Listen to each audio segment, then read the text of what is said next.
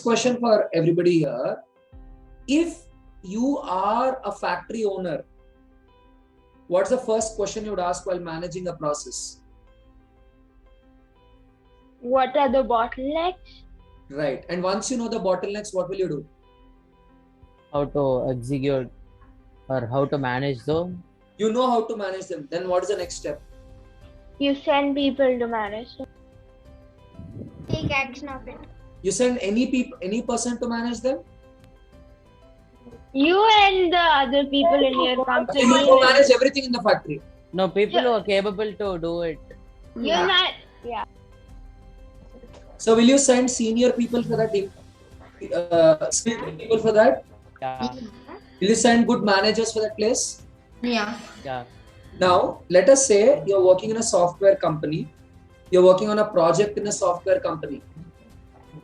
Okay. What is the first question you'll ask when you're doing your entire project? What do you sell? What Yes. do Now you understood all that. Before starting the project, what is the first question you'd ask? What might be the possible problems? Bottlenecks again? Yeah.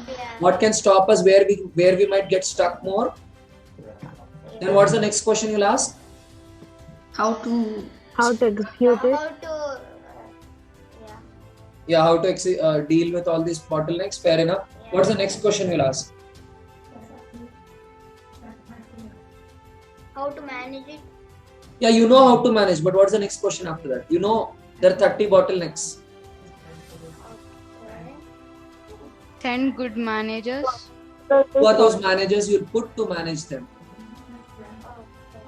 Does this sound like a simple principle? Yes. But a lot of managers don't apply this.